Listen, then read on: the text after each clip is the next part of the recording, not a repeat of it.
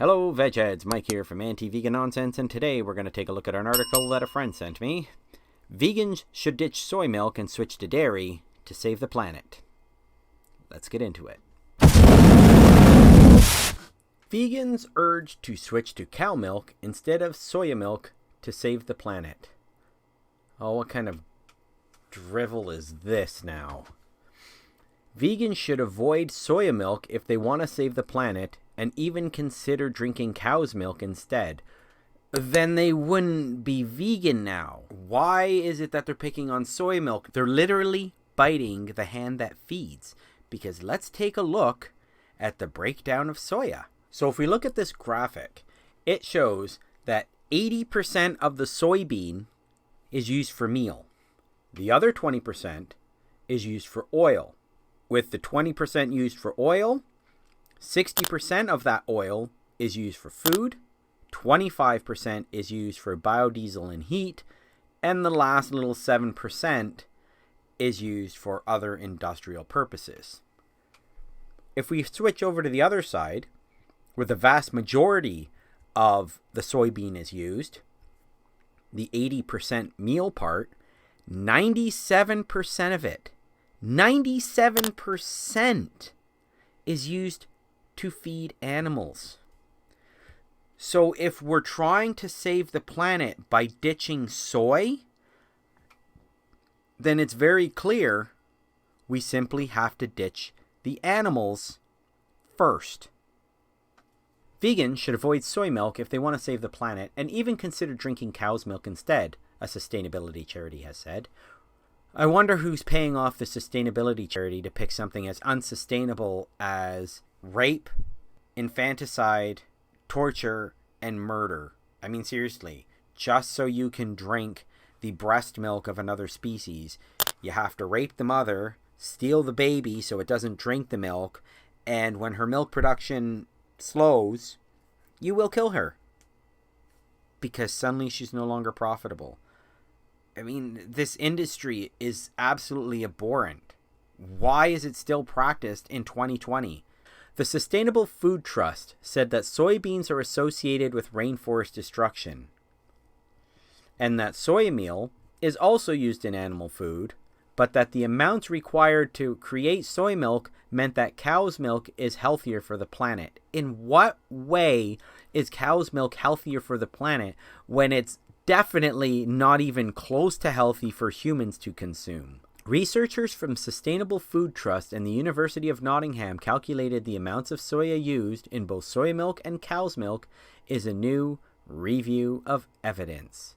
The charity wrote, vegans and others who buy milk substitutes made from soya are also harming the planet. Well, that's interesting because if you consider this graphic, this shows how much soy is actually embedded into these different products. So if you take 100 grams of pork, 51, so more than 50% of that pork is essentially soy. The average European consumes about 25 kilograms of pork each year. The amount of soy required to make that is almost 13 kilograms of soy. Now if we go to cheese, it requires 25 grams of soy for every 100 grams of cheese. Chicken actually requires more soy to produce than you actually get if you would just consume the soy itself. So it uses more soy to create chicken. Well, here's the interesting thing. Americans actually consume the most chicken worldwide. One egg at 55 grams requires 35 grams of soy. So who is really buying the larger amounts of soy products? Those that are buying soy milk or those that are buying animal products? Like this is pork, chicken, cheese, and eggs. We haven't even gotten into beef or fish.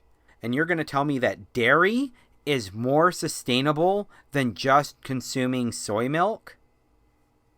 They would do better to switch to milk from cows and especially cows traditionally grazed on grass if they want to help make a more sustainable planet. I don't quite see how something as completely unsustainable as dairy and they would do better to switch to milk. They would do better to switch to milk from cows, and especially cows traditionally grazed on grass if they want to help make a more sustainable planet. I don't quite see how something as completely unsustainable as dairy and completely useless as dairy would be better than consuming the soy. I don't understand. Like, if you than consuming the soy directly. All right, so let's compare soy milk side by side with cow's milk. We'll start out with soy. It's the one that's considered to be the villain in this case. For a long time, soy was the only, or at least the most readily available option for the non-dairy milk drinkers amongst us. When compared to the environment impact on cow's milk, soy definitely comes out on top. Wow, well that's interesting. Already soy's coming out on top of cow's milk. Greenhouse gas emissions. A 200 milliliter glass of soy milk is responsible for around 0.195 kilograms of CO2 emissions. Research by scientist David Pimentel concluded that 1 calorie of milk protein requires 14 calories of fossil fuel energy to produce. In comparison, it takes just 0.26 calories of fossil fuel to make 1 calorie of milk from organic soybeans. Well, this is rather interesting, because already soy is on top, even on the sustainability, on the health for the planet.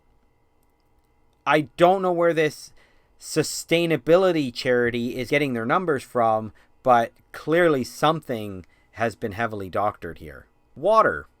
A liter of soy milk uses around 297 liters of water to produce. This may sound like a huge amount of water, and it is, but it's less than a third of the water needed to produce cow's milk. Well, that is interesting. Land use is the potential downfall of soy milk. Because it uses a lot of our land space currently, significantly parts of the Amazon rainforest are being deforested specifically to produce soy plantations.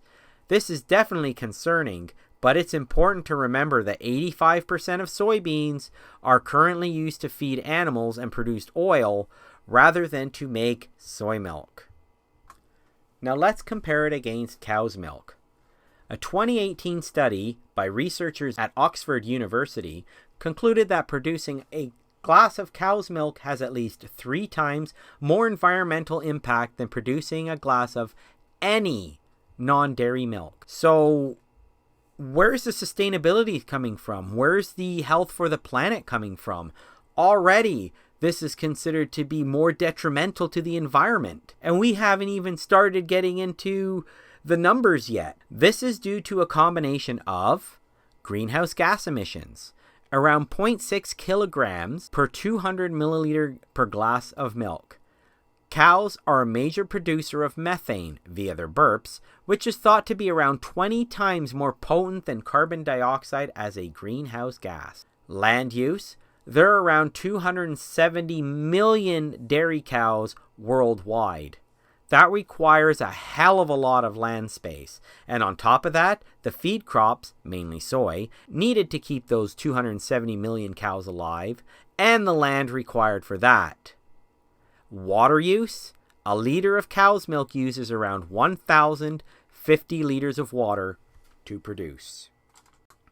Now let's compare them side by side.